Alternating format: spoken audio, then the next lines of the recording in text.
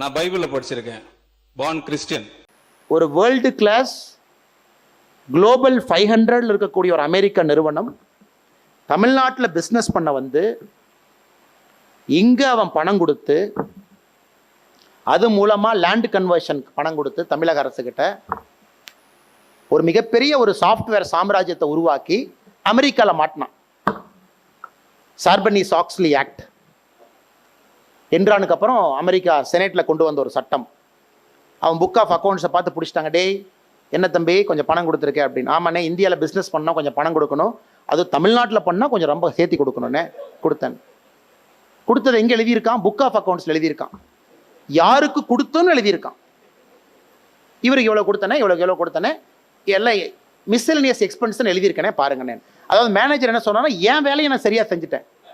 சார்பனீஸ்-ஆக்ஸ்லி act நீ என்ன என்றானுக்கு அப்புறம் கொண்டு வந்தையோ அந்த சட்டத்தின்படி நான் ஃபுல் டிஸ்க்ளோஷர். நீ போய் அங்கிருந்தவங்களை போய் பிடிச்சிட்டு வான். இது ரொம்ப ஒரு நீ கூகுள் பண்ணி பாருங்க. அந்த நிறுவனத்து பேரை நான் சொல்லலை, அந்த அமைச்சர்கள் பேரும் இப்போ நான் சொல்லலை, அந்த அதிகாரிகள் பேரும் சொல்லலை, கம்பெனி பேரை சொல்கிறேன். ஓப்பனாக காக்னிசன்ட் டெக்னாலஜி. ஜஸ்ட் கூகுள் பண்ணி பாருங்க. அவனுக்கு ஃபைன் போட்டான். ஏன்? அமெரிக்காவில் என்றானுக்கு அப்புறம் அதை கொண்டு வந்துட்டான். நீ உலகத்தில் எங்கே போய் ஆப்ரேட் பண்ணாலும் இதனால் என்ன சொன்ன சார், அமெரிக்காவில் நேர்மையாக இருந்துக்கிறேன், இந்தியா போனால் கொஞ்சம் கொடுப்பேன், அதெல்லாம் நீ கண்டுக்கூடாது. அது என்றானுக்கு அப்புறம் சொன்னால் நீங்கள் எங்கே போனாலும் கொடுக்கக்கூடாது, நீ எங்கே கொடுத்தாலும் நீ பிடிப்பேன். அதான் சார்பனீஸ்-ஆக்ஸ்லி ஆக்டினுடைய சிறப்பம்சம். நீ உலகத்தில் நீ அமெரிக்கன் ரெஜிஸ்டர்ட் கம்பெனியாக இருந்து நீ எங்கே போய் எந்த மூலையில் போய் நீ பிஸ்னஸ் பண்ணாலும் நீ அமெரிக்காவில் இருக்கக்கூடிய ரூல் ஆஃப் லாவை நீ ஃபாலோ இருக்கு. காக்னிசன்ட் இருக்கு. பெரிய மாட்டி சிஇஓ ஃபயர் ஆகி டாப் லீடர்ஷிப்பையே ஃபயர் பண்ணி ஃபுல் ஷேக்கப் பண்ணிட்டாங்க. ஃபுல் ஷேக்கப் எல்லாம் தூக்கி வீசிட்டாங்க. எல்லாம் போங்கடா வீட்டுக்கு. இது நடக்கும்.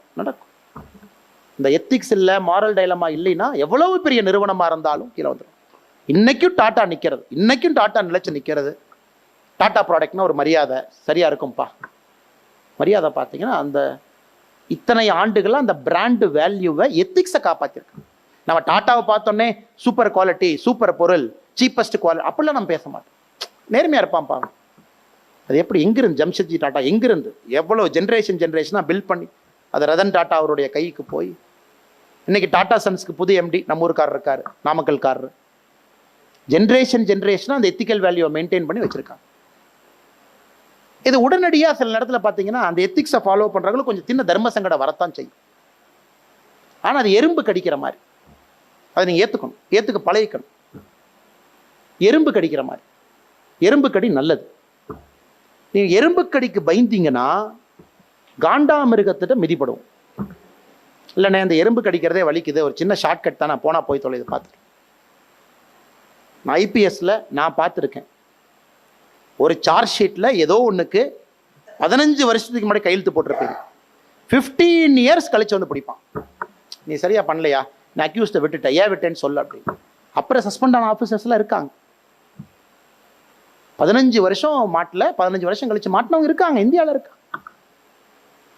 அதனால் என்னை பொறுத்தவரை அந்த சின்ன எறும்பு கடியை எப்போதுமே வாங்குவதற்கு தயாராக இருங்க. அது ஒரு தப்பும் கிடையாது.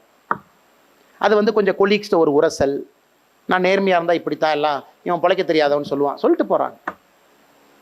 அதற்கான வெகுமதி எத்திக்ஸ் மட்டும் கொஞ்சம் லேட்டாக வரும், உடனே வந்துடாது. It will not come immediately. ஆனால் சனி மட்டும் பார்த்தீங்கன்னா யோசிச்சு தான் கொடுப்பார். நீங்களாம் சொல்லுவீங்க, ஐயோ சனி வந்துட்டாருப்பா, 7.5 நாட்டு சனி வந்துட்டாருப்பா, கண்டகை சனி வந்துட்டாருப்பா, எல்லாம் கொஞ்சம் கஷ்டம்ப்பா, சனி வந்தாரு. Shani is the lord of justice. அவருக்கு மட்டும்தான் அந்த சிறப்பம்சம் இருக்கு. சனி மட்டும் he will completely go through your profile. ஏன் டெசிஷன் எடுத்தீங்க, ஏன் அந்த சூழ்நிலையில் அந்த முடிவு எடுத்தீங்க, எத்திக்கலாக எடுத்தீங்க. சில நேரத்தில் நீங்கள் தவறான டெசிஷன் எடுத்திருக்கலாம்னு நீங்கள் நினைக்கலாம், ஆனால் அந்த சூழ்நிலைக்கு சரியாக இருந்தால் கூட அது ஓகே தான். அதனால தான் சனி மட்டும். நிறைய பேர் சபரிமலைக்கு போகிறோம், வருஷம் போகிறோம். ஏன், எதுக்கு போகிறோம்? முருகனுக்கு போகிறாங்க, தேவிக்கு போகிறாங்க, எல்லாம் போகிறாங்க. ஏன்? ஐயப்பனே வந்து கலியுகத்தில் கேட்குறார். ஏன்னா ஐயப்பன் சொல்லிடுறாங்க, Ayyappan is a form of சனி. நீ தான்ப்பா ஜட்ஜு, எல்லாத்தையும் பார்த்துக்க. இந்த கலியுகத்தில் எல்லா மக்களும் தப்பு பண்ணுறாங்க,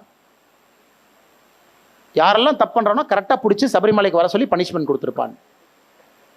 ஆனால் ஐயப்பன் சொல்கிறார், அது எப்படி பண்ண முடியும், அது சரி, தப்பு இல்லைப்பா, என்னை நம்புகிறாங்க, என்னை வேண்டுறாங்க, என் மேலே பக்தியாக இருக்காங்க, கடவுளுடைய குணம் என்ன? நம் பக்தர்கள் தவறு செய்தாலும் கூட ஏற்றுக்கொள்ளக்கூடிய மனப்பக்குவம் இருக்கிறதான கடவுள். கரெக்டுங்களா? கடவுள் வந்து இல்லை நீ தப்பா நீ வந்துடாத நாளிலேருந்துன்னா கோயிலுக்கு போகிறவங்களே 4 பேர் தான் போவாங்க. அவ்வளோ ஸ்ட்ரிக்டாக வந்து எத்திக்கல் பிஹேவியரை மெயின்டைன் பண்ண கடவுள் நினைக்கிறாரு, வர வர கொஞ்சம் கொஞ்சமாக நீ மாறு. நீ மனுஷன் தானே, உடனே மாற மாட்டேன், கொஞ்சம் கொஞ்சமாக நீ மாத்திரங்கிறக்காகத்தான் இந்த டெம்பிள், ரிலீஜன், ஸ்பிரிச்சுவாலிட்டி. அப்போ ஐயப்ப சொல்கிறாரு, என்னப்பா இப்படி சொல்லிட்டீங்க, என் பக்தர்களை நான் காப்பாற்றணும். அதுக்கு ஒரு பேலன்ஸை ஸ்ட்ரைக் பண்ணுறாங்க ஐயப்பனும் இந்த பவர்ஸ் பியும். ஏன்னா ஐயப்பனுக்கு இந்த பொறுப்பை கொடுக்குறாங்க ஜட்ஜாருன்னு. இப்போ ஐயப்பனை சொல்கிறாரு, சரி என்னுடைய பக்தர்கள் வாலண்டியராக அவங்களுக்கு பனிஷ்மெண்ட் கொடுத்துக்கிட்டா அப்படின்னு மேலேருந்து கேட்குறாங்க. வாலண்டியராக என்னையா சொல்லணும்? அதாவது அவங்க தப்பே பண்ணின்னு வச்சுக்க, எனக்காக அவங்க மாலை போட்டு வரணும்னு நினைக்கிறாங்க. நல்ல அறுசுவை உணவு இருந்தாலும் அவங்க சாப்பிட மாட்டாங்க. பஞ்சு மெத்தையா இருந்தாலும் தரையில தான் படுப்பாங்க. காலங்காத்தால கோல்டு வாட்டர்ல குளிப்பாங்க.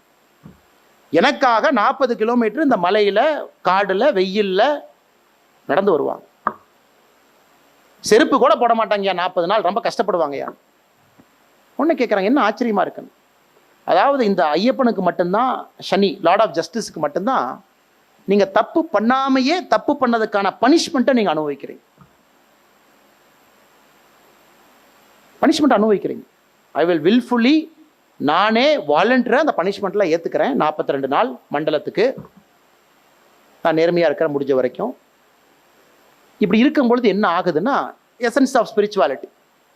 42 நாளில் உங்கள் உடம்பே வந்து புது உடம்பு. ஏன்னா உங்களுக்கு தெரியும், your whole body recycles in 42 days. 42 நாளில் புது செல், எல்லா செல்லுமே போயிட்டு புது செல் வந்துடும். ஸோ அப்போ 42 நாள் இந்த மாதிரி நீ வாழ்ந்துட்டீன்னா நீ வாழ்க்கை ஃபுல்லாகவே மாறிட்டேன்னு அர்த்தம். அப்படிங்கிறக்காகத்தான் இந்த மண்டலத்தை நம்ம கொண்டு வந்தோம். தேவையில்லாத உணவு சாப்பிடாத, 3 வேளை எதுக்கு சாப்பிட்றீங்க, எதற்காக எல்லாமே எனக்கு எனக்கு எனக்கு, எதற்காக பஞ்சுமெத்தை, எதற்காக சுகம், எதற்காக உன்னை மீறி பொருளை நீ எடுத்துக்கிற நேச்சர்கிட்ட இருந்து. எல்லாருமே வந்து கையில கோடாலி இருக்கு அப்படிங்கிறக்காக எல்லா மரத்தையும் வெட்ட முடியாது. பட் உங்களுக்கு கோடாலி இருக்கு, வலிமை இருக்குன்னு இத்தனை மரத்தை வெட்டுறையே, இன்னும் 300 வருஷம் கழிச்சு குழந்தைங்க வந்தாங்கன்னா மரம் யாரு கொடுப்பாங்க? அப்போ ஐயப்ப மலைக்கு போறவங்க பயந்துக்கிறாங்க, ஐயோ அப்போ நம்ம கம்முன்னு இருக்கணும் மாட்டிருக்கப்பா, அந்த 42 நாள் பொட்டாட்டு இருக்கணும். ஸோ எப்படி செக் வைக்கிறாரு பாருங்க ஐயப்பன். நீ 42 நாள் தப்பு பண்ணிருக்கியோ இல்லையோ தண்டனை அணுவி, அப்படியே வாழ்க்கையை வாழ ஆரம்பி. அது எத்திக்கல் அண்ட் மாரல் ஸ்டாண்டர்டும் வாழ்க்கையில பில்ட் ஆகும். நீ சமுதாயத்துக்குள்ள இந்த மாதிரி நீங்கள்லாம் இருந்தீங்கன்னா சமுதாயம் மாற ஆரம்பிக்கும். அப்படிங்கிறக்காகத்தான் இந்த ஸ்பிரிச்சுவாலிட்டியே வந்துச்சு, ஆன்மீகமே வந்துச்சு, பகவத்கீதையே வந்துச்சு, த டெம்டேஷன் ஆஃப் கிரைஸ்டே வந்துச்சு, ரம்ஜான் ஃபாஸ்டிங்கே வந்துச்சு. அதனால் நிறைய விஷயங்கள் ஆன்மீகத்தில் அதற்கான பதில் இருக்கு. நார்மல் டிஸ்கோர்ஸில் பதில் இல்லை, பதில் இல்லை. ஹார்வர்டில், ஸ்டான்ஃபோர்டில் எத்திக்ஸு ஹையஸ்ட் ரேட்டட் கோர்ஸ். நீங்கள் நாளைக்கு ஹார்வர்ட், ஸ்டான்ஃபோர்ட்லாம் படிக்க போனீங்கன்னா, ஸ்டான்ஃபோர்டில் அந்த ப்ரொஃபஸருடைய பேரை மறந்துட்டேன், மைக்கேல் சாண்டல்னு ஒரு ப்ரொஃபஸர் இருக்கார். அவருடைய எத்திக்ஸ் கோர்ஸே 160 பேர் தான் அப்ளை பண்ண முடியும். ஸ்டான்ஃபோர்டில் இருக்கிறவங்க எல்லாரும் அப்ளை பண்ணுவாங்க மைக்கேல் சாண்டல் கிளாஸ்க்கு. ஆனால் அவர் 160 பீப்புளை மட்டும்தான் செலக்ட் பண்ணுவார். ஸோ உலகத்தில் ஹையஸ்ட் ரேட்டட் கோர்ஸ் எல்லாமே எத்திக்ஸ். ஏன்னா ethics combines philosophy, combines spirituality, it combines moral science, it combines science. எல்லாத்தையும் கம்பைன் பண்ணி தான் பார்க்க முடியும். ஸ்ட்ரெயிட் ஃபார்வர்டாக நீங்கள் டெசிஷன் எடுக்க முடியாது. அவ்வளோ புரிதல் தன்மை வேணும் அப்படிங்கிறக்கா. அதனால் தொடர்ந்து உங்களை இம்ப்ரூவ் பண்ணிக்கிட்டே இருங்க. தொடர்ந்து விஷப்பரீட்சை உங்களுக்கு வச்சுக்கிட்டே இருங்க. தொடர்ந்து அந்த விஷப்பரீட்சை you should pass with flying colours. பகவத்கீதையில் 2வது சாப்டரில் 47வது வெர்ஸ், அதில் ரொம்ப முக்கியமாக அடிக்கடி பகவத்கீதையை நாம் பேசும்போது இதை தான் பேசுவோம். கர்மண்யே வாதிகரஸ்து மா பலேசு கடேச்சனா அப்படின்னு சொல்லுவோம். அதாவது நீ உனக்கு இந்த உலகத்தில் எதற்கான உரிமை இருக்கு அப்படிங்கிறத பகவத்கீதை டிஃபைன் பண்ணு. செய்யற வேலைக்கு உரிமை இருக்கா? உரிமை இருக்கு. செய்யற வேலையை கொண்டாடுறதுக்கு உரிமை இருக்கா? உரிமை இல்லை. செய்யற வேலையினால வரக்கூடிய பலனை அனுபவிக்கிறதுக்கு உரிமை இருக்கா? உரிமை இல்லை. அப்ப என்னதான் உரிமை இருக்கு? எதுக்கு நீ வேலை செய்ய சொல்றேன்? இப்போ யங்ஸ்டர்ஸ்லாம் 21st century கிட்ஸ் சில இடத்துல கேட்பாங்க, என்ன சார் செய்கிற வேலைக்கு உரிமை இருக்குங்கிறீங்க, செய்கிற வேலையினால வரக்கூடிய பலனை அனுபவிக்கிறதுக்கு உரிமை இல்லை. என்ன sir waste sir, waste philosophy. இதெல்லாம் 21st செஞ்சுரிக்கு செட் ஆகாது. விதண்டாவாதத்துக்கு எல்லாம் பேசுவோம், சில பேர் சும்மா பேசுவாங்க விதண்டாவாதம். ஆனால் இந்த பகவத்கீதையை எடுத்து கொஞ்சம் ஆழமாக பார்த்தோம்னா முதல் லைன்ல இருந்து கடைசி லைன் வரைக்கும் அது எத்திக்கல் டைலமா, மாரல் டைலமா. சொந்த மாமாவை வைத்து சண்டை போடலாமா? சொந்த மாமாவை கொல்லாமா? இதான பகவத்கீதை தானேங்க. அவனை கொல்லாமா? நீங்க 2 கசின்ஸ் தானே. பொய் சொல்லலாமா? சண்டை போடும் பொழுது லைட்டா ஒரு பொய்யை மட்டும் லைட்டா பாதி பொய் பாதி உண்மையை சொல்லலாமா? அப்ப அவங்க இறந்துட்டாங்கன்னா அதை வச்சு ஜெயிக்கலாமா? முதுகுல குத்தலாமா? சூரியன் லைட்டா மறைச்சு விடலாமா? இரவையும் பகலையும் கன்ஃபியூஸ் பண்ணலாமா? இதுதானே பகவத்கீதை. எண்ட் ஆஃப் த டே ஒரு moral dilemma, highest moral dilemma நமக்கு கீதா உபச்சாரத்தில் இருக்கு. ஹையஸ்ட் மாரல் டைலமா கிருஷ்ணனும் அர்ஜுனனும் பேசிக்கிறாங்க. நீ செய்யலாமா தம்பி, நீ செய்யக்கூடாதா தம்பி? நான் சண்டைக்கே போகமாட்டேன்னு சொன்னேன். அர்ஜுனனை கன்வின்ஸ் பண்ணி கிருஷ்ணர் கூட்டிட்டு வர்றார். பாதி கன்வின்ஸ் ஆன அர்ஜுனா அங்கேயும் திரும்ப சண்டை போடுறான் கிருஷ்ணர்கிட்ட. இல்லை, இங்கே வந்ததுக்கப்புறம் மனசு மாறிட்டேன், என்ன எங்கள் சொந்தக்காரங்களை போய் கொல்ல சொல்கிறீங்களா, மனுஷனான். அதுக்கு கிருஷ்ணர் சொல்கிறாரு, அதான் கீதா உபச்சாரம். அதனால தான் பார்த்தீங்கன்னா பகவத்கீதை ஒரு டைம்லெஸ் எப்பிக்கா. இவ்வளவு நாட்கள் வாழையடி வாழையா ஒரு ஜென்ரேஷனாக சொல்கிறது கதை இல்லை. ஒரு கதையும் படிக்கும் பொழுது அந்த எத்திக்கல் மாரல் டைலமால உங்களுக்கு வாழ்க்கையினுடைய பாடத்தை சொல்வதற்காகத்தான் பகவத்கீதை இருக்கு. நான் வேலையை செய்யலாம், சூப்பர். ஆனால் வேலையை செய்யறதுனால வரக்கூடிய பலனை எதிர்பார்த்தேன் அப்படின்னா உங்கள் மைண்டு ரிவார்டை நோக்கி போயிடும். Your mind is focused more on the end result. ரிவார்டை நோக்கி இருக்கும். கொஞ்ச நாளைக்கு அப்புறம் அந்த மனசு எப்படி மாறணும்னா இந்த ரிவார்டு வர்றதுக்காக இந்த வேலையை செய்யணும்னு மாறும். ஃபேஸ் 2. ஃபேஸ் 3 என்ன செஞ்சாலும் இந்த ரிசல்ட் வரணும். ஃபேஸ் 3. ஃபேஸ் 4 இந்த ரிசல்ட் வர்றதுக்கு நான் என்ன வேணாலும் செய்வேன். அது சின்ன தாட் தான் போடுறான். செய்யக்கூடிய வேலையை உரிமை எடுக்கிறதுக்கு உங்களுக்கு உரிமை இருக்கா? இருக்கு. அந்த வேலையினால வரக்கூடிய பலன் அனுபவிக்க உரிமை இருக்கா? இல்லைன்னு சொன்னாலும் பகவத்கீதை அதற்குள்ள 4 சப் காம்பனன்ட் இருக்கு. ஒருவேளை ஆமான்னு சொன்னா அது எப்படி மாறும் ஹியூமன் மைண்டில்? எனக்கு இந்த ரிசல்ட் வேணும், இந்த ரிசல்ட் தான் வேணும், இந்த ரிசல்ட்டுக்காக நான் பண்ணுவேன், இந்த ரிசல்ட்டுக்காக என்ன வேணாலும் பண்ணுவேன். அதான சாரம், அதான எசன்ஸ்.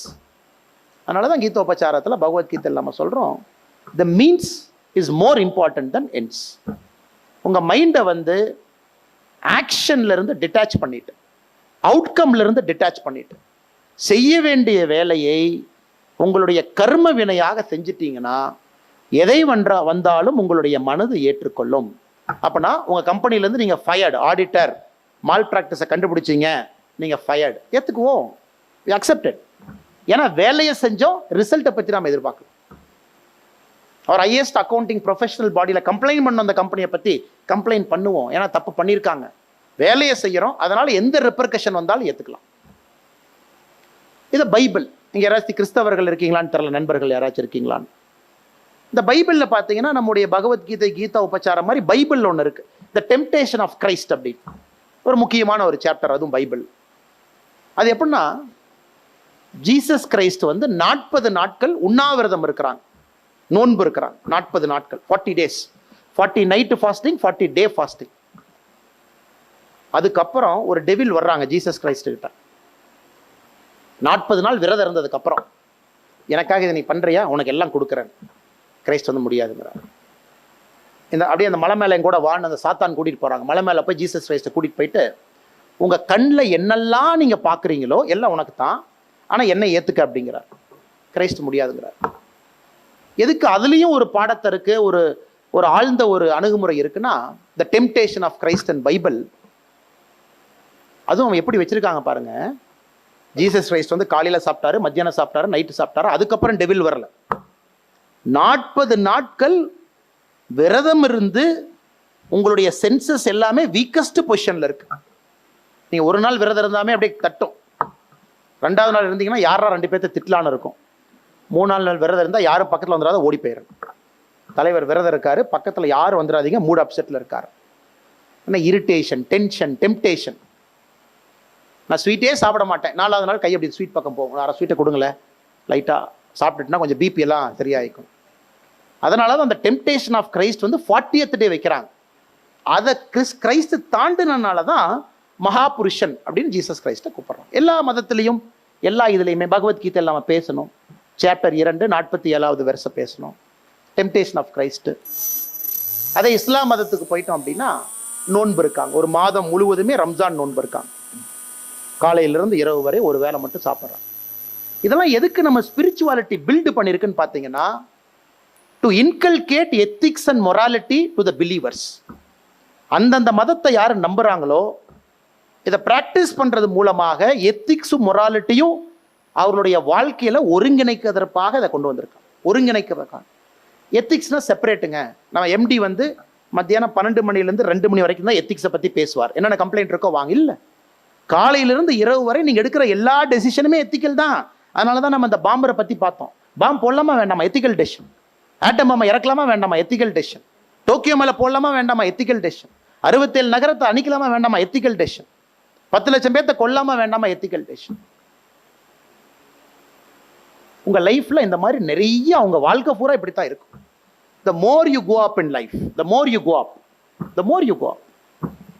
மேலே போக பிரச்சனைகளை சமாளிக்கணும், அவங்க தான் மேலே போக முடியும். மேலே போக நீங்க டீல் பண்றது எல்லாமே எத்திக்கல் ப்ராப்ளம்ஸாக தான் இருக்குமோ தவிர ஹியூமன் ப்ராப்ளம்ஸாக இருக்காது.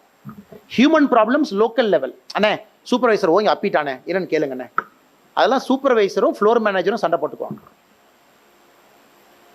அண்ணே அவன் நீ பார்த்தாவே சரியில்லைண்ணே ஏதோ பேசுகிறானே, அதெல்லாம் லோக்கல், அதான் ஹியூமன் ப்ராப்ளம்ஸ். நீங்கள் ஆர்கனைசேஷன் ஹைரார்க்கியில் மேலே போக you will deal only ethical problems and moral dilemma. யாருக்கு ஃபைபர் ஸ்ட்ராங்காக இருக்கோ, மாரல் ஃபைபர் ஸ்ட்ராங்காக இருக்கோ, டாடா கம்பெனி வெண்டார், அதை விட டாடா கம்பெனியை சாராத ஒரு வெண்டார் சூப்பராக கொடுக்குறான் சார். டாடா கம்பெனிக்கு ஃபேவர் பண்ணுமா, பக்கத்து வெண்டாருக்கு ஃபேவர் பண்ணுமா? கோட் ஆஃப் எத்திக்ஸில் சொல்கிறாங்க, டாடா கம்பெனியாக இருந்தாலும் ஃபேவர் பண்ணாத, பக்கத்து கம்பெனிக்கு ஃபேவர் பண்ணு. எவன் நேர்மையாக இருக்கானோ, யார் பெட்டர் குவாலிட்டி பொருள் கொடுக்குறாங்களோ அவங்ககிட்ட வாங்க. இன்னொரு டாடா கம்பெனிக்கு பிஸ்னஸ் கொடுன்னு நினைக்காது. இருக்கு, நீங்கள் ஃப்ரீயாக இருக்கும்போது அதை திருப்பி பார்க்கணும். அது டாட்டாக்கு உட்பட்ட மாரல் ஜட்ஜ்மெண்ட். அதை எடுத்துகிட்டு போய் நான் மஹிந்திராவில் அப்ளை பண்ண முடியாது. மஹிந்திராவுக்கு ஒரு கோட் ஆஃப் எத்திக்ஸ் இருக்கலாம், அதை படிக்கல எப்படி இருக்குன்னு. இதைத்தான் நம்ம ஃபஸ்ட்டு சொன்னாங்க, ரேஷனலைசேஷன் ஆஃப் மாரல் ஜட்ஜ்மெண்ட். அதனால் இந்த எத்திக்ஸ் பார்த்தீங்கன்னா 2 பார்ட்.